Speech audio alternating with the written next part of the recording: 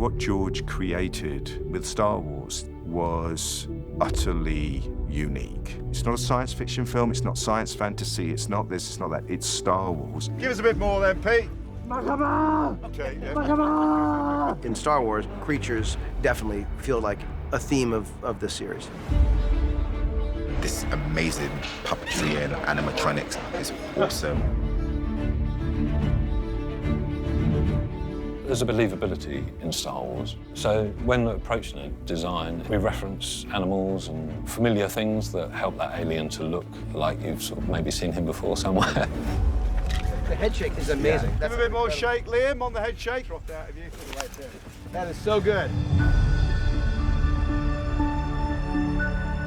Jim Henson, the man who I owe so much to in the fact that he gave me my start in the film industry and always said to him performance was everything. And so to me, when we've created a character, whether it be a droid or whether or not it's a puppet or whether or not it's a character that takes 10, 15 puppeteers to bring to life, that is the point in which they bring their skills and their artistry to it. Oh, that's lovely.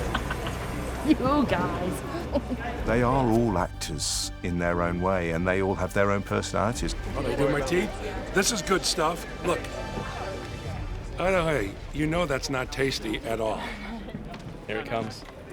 Yes. Together we work as a team and try and make it look as realistic as we can. When you've got the head on, of course, you can feel a little bit isolated. It's really great because I've got Mike in my ear, sort of essentially guiding me, making sure I'm safe. So it's really quite nice to have him there. We can, he keeps me company. Looking amazing, guys. Who's inside today? Tom. Hello, Tom. Tommy's here. Well done, Tom. Thanks, Tommy. I do pity the guy inside that Tom. He's putting up with a lot of discomfort, a lot of heat, and a lot of weight. And walk backward. It's quite a heavy thing, so it takes a bit of muscle and it's quite uncomfortable. But it's all for the love of the movie. He walks backwards. Yeah, he walks backwards. At the end of the thing. He's got a little camera here. Adam, we'll just... That's how you guys do it. Yeah, he's got you, Paul. Thank you. Well done, Liam. Thanks. I'll give you a race.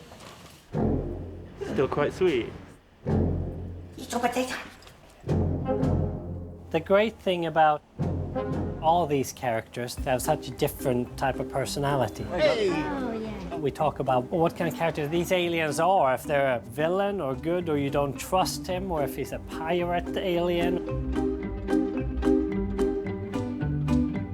We are a manufacturing process, ultimately. Everything we make has to go through a series of processes in order to be realised as a Star Wars character. They're all pretty much a bit of a collaboration. Each one gets weirder and more wonderful creatures. Yeah. This is Claude. It's a nice process to see from beginning to end. You get your performer in it and they bring it all to life. Neil loves a good show and tell, doesn't he, Fiona? He does. It's very exciting, very enthusiastic. Let's go, Paul. One screen. Okay, cool. Hug him, Oscar. Great job, sir. Thank you. Well done, Nick. I love the creatures. I actually treat them like they're creatures, like for real. Look straight, yeah. That's it. What I love about Star Wars is that you're dealing with a healthy use of practical effects, which is brilliant. And so this is a good opportunity for us as actors to react off real stuff.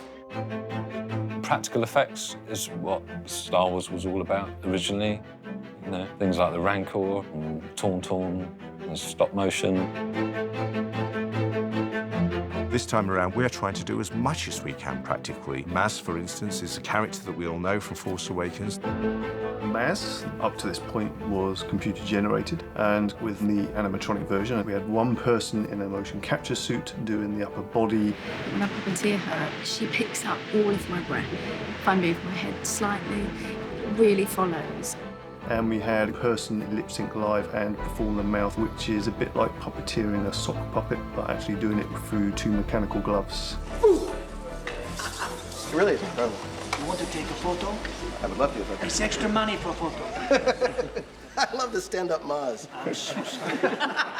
Just put a brick wall behind her. You know, I'm here all week. Try the veal. It's very good. This is for you. As many expressions we got in here, sometimes they need that specific expression that maybe our mechanics lack.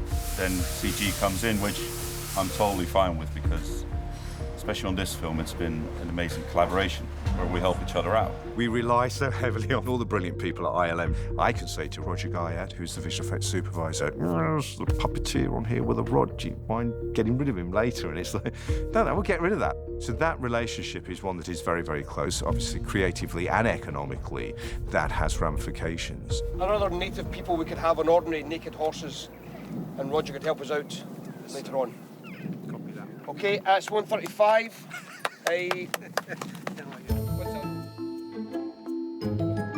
We've got orbaks, which are these horse-like creatures. And in creating what these orbaks are, we actually used real live horses. We took our horse team that worked with creature effects to be able to dress them, give them extra hair and costumes. So the boot velcros on, and then the suit velcros on top of that. We all had to think about horse temperature, got to make sure they don't overheat.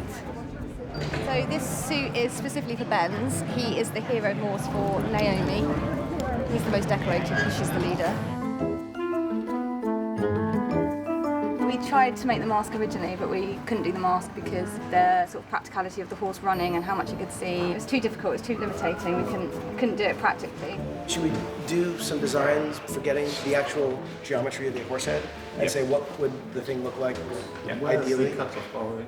Our team here had to study what kind of characteristics they had in the hair, and also, add all the detail that we would see on a real-life animal like twigs, mud, and blades of grass, so that they feel like living, breathing animals.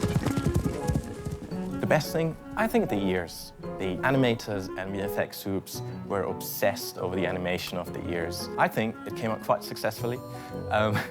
It looks like twitchy ears.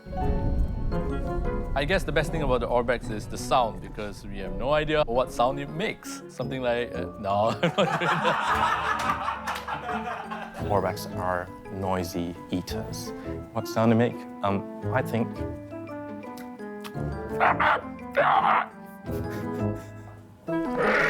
No, thank you. No, thank you.